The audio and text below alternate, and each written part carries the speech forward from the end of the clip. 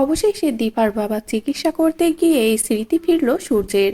হ্যাঁ বন্ধুরা, অনুরাগে ছোঁয়ার আগামী পর্বতে আমরা ঠিক এমনটাই দেখতে চলেছি।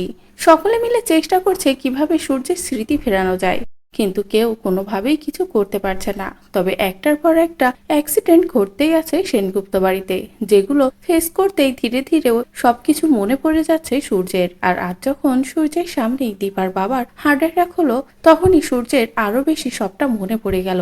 সূর্য বুঝতে পারলো যে কি হয়েছে, সাথে সাথেই সূর্য বলে বসলো যে বাবার ঠিক কি হয়েছে, যে কথা শুনে তো সকলেই চমকে যায়। এরপরে তাড়াহুড়ো করে সকলে মিলে দীপার বাবাকে হসপিটালে নেয়। সেখানে সূর্যও যায়। সূর্য কোনোভাবেই বাড়িতে থাকতে রাজি হয় না। সেখানে গিয়ে বলে, আমি বাবাকে সুস্থ করে তুলবো, যেটা দেখে তো কেউ আর বাধা হয়ে দাঁড়ায় না। তারপরেই সূর্য যখনই দীপার বাবার চিকিৎসা শুরু করে, ঠিক সেই মুহূর্তে সূর্যের মনে পড়ে যায় এমন নিজের হাতে করে কত মানুষেরই না চিকিৎসা করেছে, কত মানুষকে সুস্থ করেছে, কত সুন্দর ছিল সূর্যের জীবনটা।